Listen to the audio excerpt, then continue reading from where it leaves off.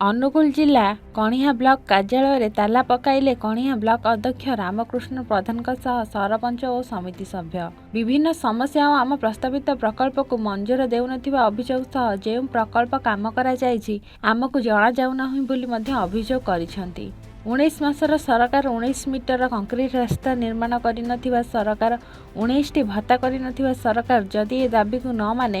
ଆଗକୁ ଆନ୍ଦୋଳନ ତୀବ୍ରତର ହେବ ବୋଲି ବ୍ଲକ ଅଧ୍ୟକ୍ଷ ଚେତାବନୀ ଦେଇଛନ୍ତି। मो कणिया ब्लॉक उपाध्यक्ष श्रीमती जयंती प्रधान आम एठी आज समस्त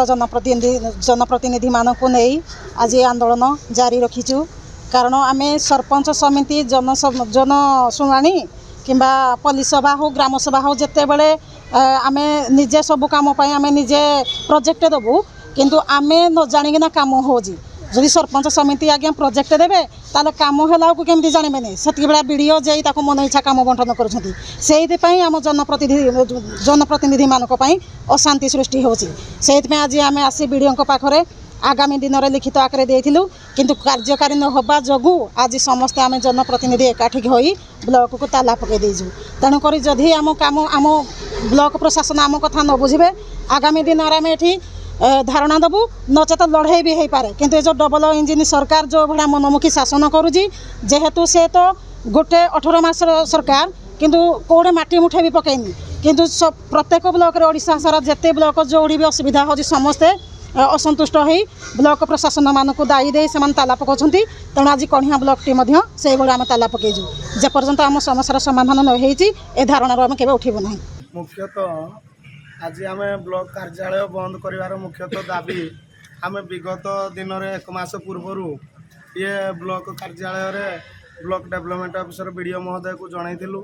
जहाँकि पूर्व बीजीपीओ आसीथिला आम ब्लॉक को से ब्लॉक प्रशासन मनमुखी कार्य बंटन अनियमितता जहाँकि ब्लॉक प्रशासन एटी आमर जेई अच्छी किसी कुजिनेता मानक कार्य बंटन मन इच्छा कर जहाँकि आमर समिति सभ्य स्थानीय सरपंच भी जापारना जिते बड़े जहाँकि स्थानीय सरपंच समिति सभ्य से कार्य को पुलिस सभा ग्राम सभा करी ब्लॉक रे कार्यादेश देते किंतु कार्य सांक्शन होना आसला कार्य बंटन से जेई हूँ कि ब्लॉक प्रशासन एटी अनियमितता विगत 1 मास तले आम जो नुआ कर बीजीपी आसी सांक्शन जिला खनिज पांठी आसवा पर आम बीडीओ महोदय को जनइलु ये 1 मास मध्य से आमको किसी तार रिप्लाई देलेनी पुणी भी एबे भी कार्य बंटन अनियमितता गदाशिला पंचायत रे घटी। तेणु से हिसाब से आम बीडीओ महोदय किसी आमको आउ न पचर आम आज ब्लॉक कार्यालय बंद कर सरकार लोक सरकार लोक ही कहे लोक को सरकार लोक केते काम कर 19 मासर सरकार लोकों केते काम कर लोक आगामी पंचायत निर्वाचन होगा जाऊँगी लोक ही तार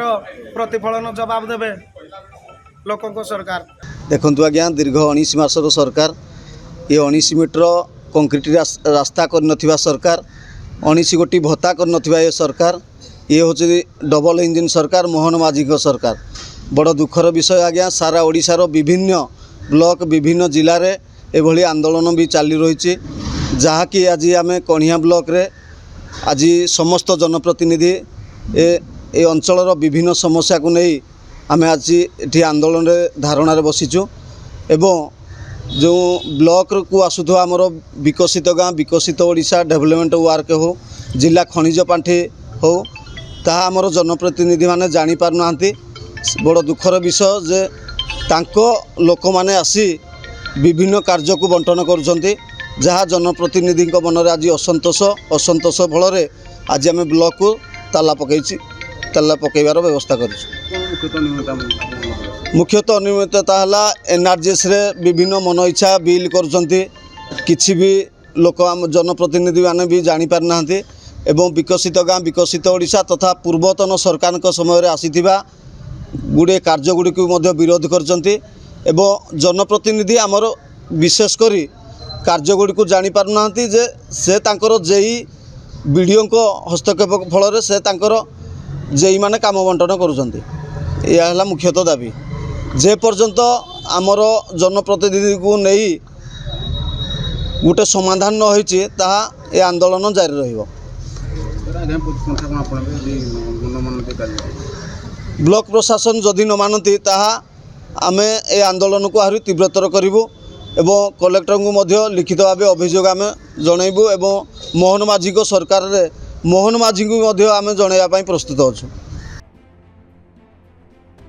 ଅନୁଗୁଳରୁ ମାଗୁଣଚନ୍ଦ୍ର ନାୟକଙ୍କ ରିପୋର୍ଟ A1 ଓଡ଼ିଶା।